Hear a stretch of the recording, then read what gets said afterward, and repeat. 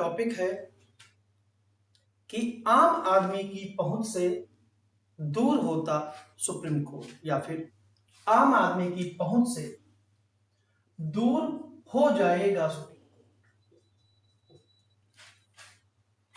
क्योंकि केंद्र सरकार ने सुप्रीम कोर्ट में एक याचिका डाली है और एक मांग की है कि केंद्र सरकार ने मांग की है कि सुप्रीम कोर्ट से कहा है कि जनहित याचिका यानी कि पीआईएल या फिर कहें जनहित याचिका को समाप्त करने का जो है वो आग्रह किया है। इस मांग के पीछे सरकार ने इसके दुरुपयोग का तर्क दिया है। केंद्र सरकार की इस मांग पर आज बहस हुई और सीजेआई सूर्यकांत की ओर से जवाब भी दिया गया। केंद्र सरकार का कहना है कि जनहित याचिका को शुरू करने के पीछे का मकसद अब पूरा हो चुका है और अब लोग इसका दुरुपयोग करने लगे हैं, तो इस जनहित याचिका को है वो अब समाप्त कर देना चाहिए। ऐसा सर्वोच्च न्यायालय से केंद्र सरकार ने आग्रह किया है और कहा है कि यह पीआईएल यानी कि पब्लिक इंटरेस्ट जो है के माध्यम से जो जनहित याचिकाएं जो दायर की जाती हैं कोर्ट में, अब उनकी कोई जरूरत नहीं, यानी कि पब्लिक इंटरेस्ट लिटिगेशन यानी कि जनहित याचिका। सरकार का कहना है कि अब पीआईएल की जरूरत नहीं रही क्योंकि न्याय तक पहुंच जो है आसान हो गई है। हालांकि सुप्रीम कोर्ट ने कहा है कि अदालतें पीआईएल को लेकर पहले से ही बहुत सतर्क है और केवल खास मामले में ही नोटिस जारी करती है। यह चर्चा सुप्रीम कोर्ट की 9 जनों की संवैधानिक बेंच के सामने सबरीमाला मामले की समीक्षा याचिकाओं के दौरान हुई।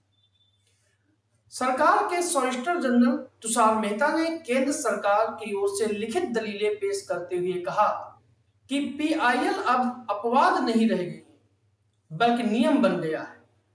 उन्होंने लिखित सबमिशन में यह कहा कि समय आ गया है कि पीआईएल को न सिर्फ रिकैलिब्रेट किया जाए बल्कि इसे पूरी तरह से हटा दिया जाए। पीआईएल की अवधारणा उस दौर के लिए थी जब गरीबी, अशिक्षा, विकलांगता और संस्थागत कानूनी सहायता की कमी के कारण बड़ी आबादी अदालतों तक नहीं पहुंच पाती थी। तुषार मेहता ने कहा कि अब ई फाइलिंग जैसी तकनीक प्रगत national legal services authority NALSA और डिस्ट्रिक्ट लीगल सर्विसेज अथॉरिटी जैसी संस्थाओं के कारण न्याय तक पहुंच आसान हो गई है। उन्होंने बंधुआ मुक्ति मोर्चा मामले का जिक्र करते हुए कहा कि आजकल तो एक साधारण पत्र भी अदालत तक पहुंच सकता है। सरकार का तर्क है कि 1985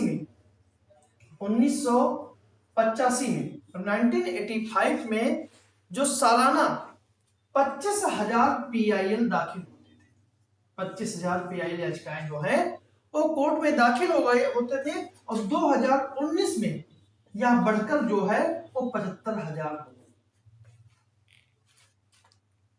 गए। लेकिन इनमें से सिर्फ बहुत कम प्रतिशत ही वास्तविक होते हैं, बाकी ज्यादातर पीआईएल एजेंडा वाले और मोटिवेटेड होते हैं, जिससे अदालतों का समय बर्बाद होता है और सीधे प्रभावित पक्षों के मामलों पर असर पड़ता है। केंद्र सरकार ने सुझाव दिया कि सामान्य जो याचिका दायर करने का अधिकार है उसे बहाल किया जाए, यानी कि केवल वही व्यक्ति अदालत जा सके जिसके अधिकार सीधे प्रभावित हुए। दुर्लभ मामलों में लीगल एंड गार्जियनशिप या अन्य प्रक्रियात्मक उपायों का इस्तेमाल किया जा सकता है। चीफ जस्टिस सूर्यकांत ने सरकार की दलीलों पर प्रतिक्रिया देते हुए कहा कि आजकल अदालतें जो हैं वो पीआईएल को लेकर काफी सतर्क हैं। अदालतों ने पैरामीटर तय कर रखे हैं। हम रोज वास्तविक कारणों की जांच करते हैं। कई फैक्टर्स को देखते हुए पीआईएल को लिया जाता है।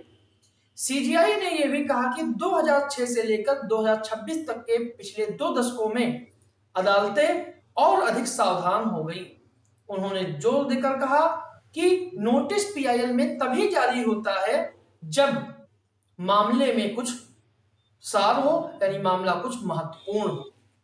सबसे बड़ा सवाल यह है कि पीआईएल को खत्म करने को लेकर सरकार की सोच इतनी खतरनाक कैसे हो सकती है? क्या सरकार जनहित याचिकाओं को लेकर परेशान हो गई है,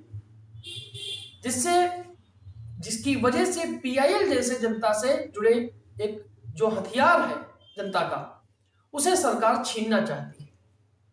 क्योंकि हाल ही में कई ऐसे मामले हुए जिन पर पीआईएल दाखिल हुई और पीआईएल को अंतिम मुकाम तक ही पहुंची। जैसे इलेक्टोरल बॉन्ड का मामला, इसे सरकार लेकर आई थी, लेकिन जब इसकी पीआईएल एडीआर ने सबमिट की और इस पर सुनवाई हुई, तब सर्वोच्च न्यायालय ने इलेक्टोरल बॉन्ड जैसे मामले को एक रद्द कर दिया, जिससे सरकार की किरकिरी भी हुई। तो सरकार क्या इन्हीं फैसलों की वजह से पीआईएल जैसे महत्वपूर्ण जनता के एक हथियार को जनता से छीन लेना चाहती है? क्योंकि पीआईएल के जरिए जब आरटीआई के द्वारा सरकार से जवाब नहीं देती है, तो जनता के में कुछ एक्टिविस्ट होते हैं जो जनता के मुद्दों को अदालत तक ले जाते हैं। अगर पीआईएल का हथियार छीन लिया जाएगा, अगर पीआईएल समाप्त कर दी जाएगी, तो सर्वोच्च न्यायालय में वो बात जनता की कैसे पहुंचेगी?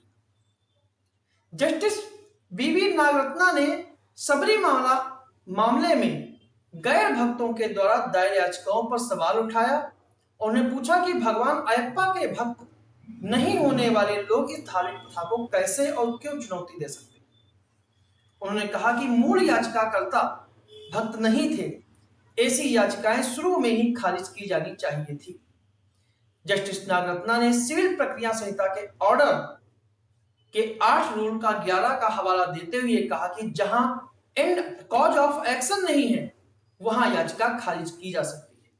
सरकार ने तर्क दिया कि पीआईएल अब संस्थागत और न्यायिक संसाधनों के बंटवारे का कारण बन गई है, जबकि सर्वोच्च न्यायालय ने कहा कि अदालतें खुद पीआईएल की शक्ति परख रही हैं और सामान्य सिद्धांत पर सुनवाई की जरूरत नहीं है, ऐसा सर्वोच्च न्यायालय ने कहा है। सर्वोच्च न्यायालय का यह भी कहना है कि जब उन्होंने पहले से ही पीआईएल के लिए जो मानदंड है वो काफी कड़े कर रखे हैं और उन्हीं मामलों को आगे बढ़ाने की बात करते हैं जिनमें उन्हें लगता है कुछ ऐसा मामला है जिसे सुने जाने योग्य है, तो ऐसे मामलों में ही नोटिस जारी की जाती है। फिर सरकार का यह कहना कि पीआईएल को खत्म कर दिया जाए, कि पीआईएल की जरूरत नहीं है, तो भारत जैसे देश में बहुत से ऐसे मुद्दे हैं जो आम जनता की समझ में नहीं आते हैं या आम जनता उन्हें नहीं समझ सकती है। वो पीआईएल के जरिए ही न्यायालय तक पहुंचते हैं और फिर अदालतें इस पर न्याय करती हैं, तब आम जनता को इससे फायदा होता है। अगर पीआईएल जैसी याचिका नहीं होगी तो फिर आम जनता के हितों की रक्षा अदालतें कैसे करेंगी? अदालतें के सामने जब तक कोई मामला नहीं जाएगा, तब तक अदालत उसका निर्णय कैसे कर सकती है? इसीलिए आम जनता के हित में पीआईएल का होना जरूरी है, लेकिन जो न्यायालय ने तय कर रखा है कि मानदंड उनके कड़े हैं, हर पीआईएल को स्वीकार नहीं करते हैं, तो सरकार को भी मानना चाहिए कि पीआईएल होना जरूरी है, लेकिन मानदंडों के अनुसार। सरकारों को पीआईएल से डरना नहीं चाहिए और उन्हें पीआईएल का सपोर्ट करना चाहिए, इससे जनता के हितों की रक्षा होती है।